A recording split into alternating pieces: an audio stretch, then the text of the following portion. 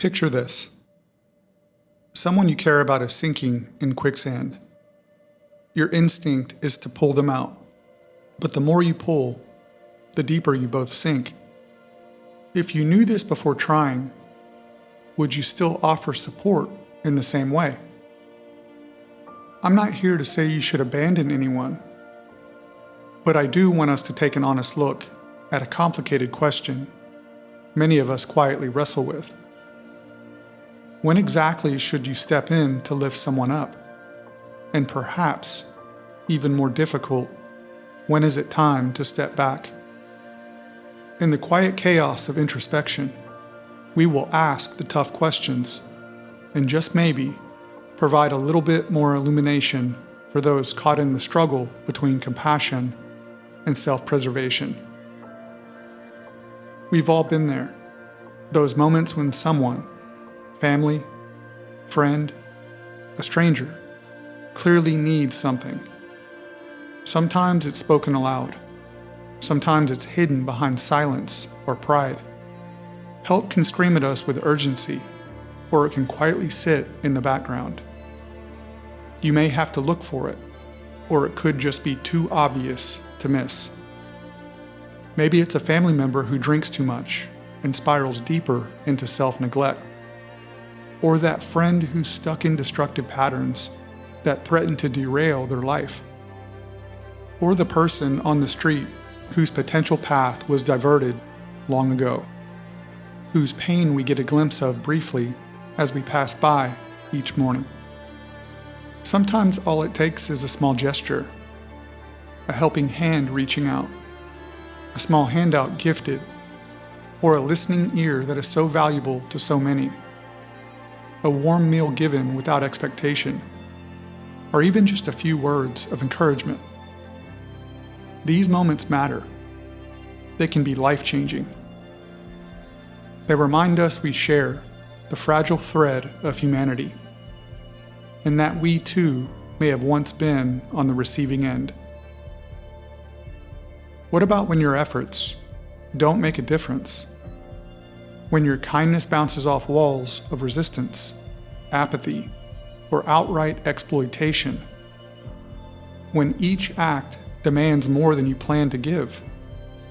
More time, more resources, more emotional currency that you'll never get back. You want to be there for someone. That's noble. Yet there's a tipping point, a subtle and crucial moment when offering too much might cost you more deeply than you are prepared to admit. Let's start with what's obvious. A heart of service is simple. It's one of the most human things we can do. There are clear moments when helping feels undeniably right. Consider when someone explicitly asks for your assistance. A direct request often signals trust, and stepping up when it's needed most can create powerful change. Think about crisis situations, moments of mental, physical, or emotional emergency. These times override hesitation and pride. Here you can literally save a life. Many times, people are genuinely trying on their own, but getting nowhere. Hitting walls they can't scale. They are simply not yet equipped, and this is where you come in. These are moments when your support can empower growth without hijacking their journey. When you are truly capable, emotionally ready, mentally clear, and informed, your assistance resonates more deeply, leaving a lasting impact. Healthy aid builds independence. It uplifts without enabling. It teaches without rescuing. As powerful the support can be, it isn't always what's needed. Continuing to help can sometimes cause more harm than good, both to you and the recipient. Think of the example of the family member or friend that you lend money to. Is it a one-time handout to get them on track? Or does a cycle begin where they are never really forced to stand on their own 2 feet?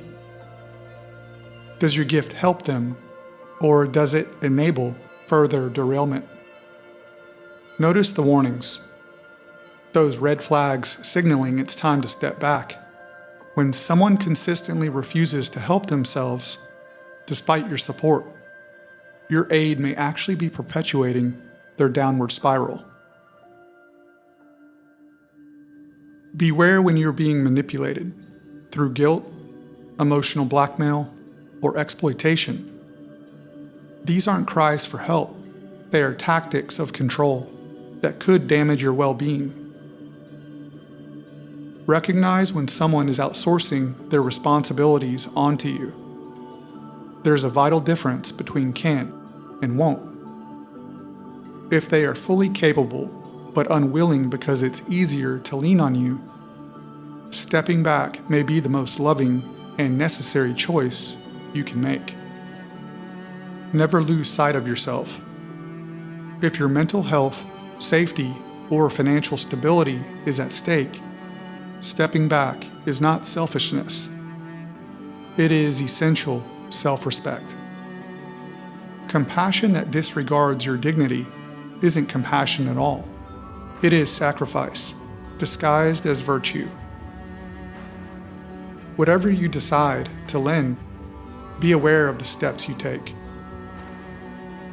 Kindness may mean allowing someone to face the natural consequences of their actions. An ugly truth is that sometimes the only way up is after hitting bottom, and pain isn't always punishment, as it can be the catalyst for profound transformation. That needed spark for improvements to take shape. In our pursuits, the amount of push we can apply often depends on our relationship to that person. With a stranger, our role may be limited, brief, momentary, symbolic.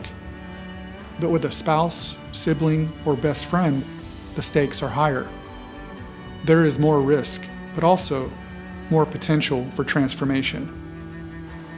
The closer someone is to us, the easier it becomes to blur the lines between helping and enabling, love and control, support and codependence. There is no universal formula for deciding when to stop helping, but there are questions worth reflecting on. Am I helping from guilt or genuine care? Is this making them stronger or more dependent? Am I the best person for the job, or is someone else better suited? Will this harm me more than it helps them? Is this the support they need right now? These are the types of questions we need to ask. Lending support can give us meaning and fuel our own growth, but balance is essential. If your identity revolves around always being the helper, you risk losing yourself, burning out, and even resenting those you once genuinely wished to help. I have struggled with the line of helping too long or walking away too soon. No clear path exists, only wisdom gained through trial and honest reflection. What I've learned is this: helping shouldn't be blind or infinite for any one situation, but more so thoughtful and constructive in the approach. Only you can decide when it is right and what that looks like. It isn't always about doing more. The remedy today may require stepping back for a period of time to then re-engage at another. Not from indifference, but from respect for a person's journey. Like on an airplane, you are told to put your oxygen mask on first before assisting others. If you lose consciousness, you can't help anyone else get their mask on. In life, the same rule applies. Give in a way that keeps you breathing. The world needs more individuals looking to give support to those in need. Please do so and encourage others to do the same. With that thought, choose how you help carefully wisely, and courageously. In the end, lifting someone up doesn't just change their life, it can also change yours.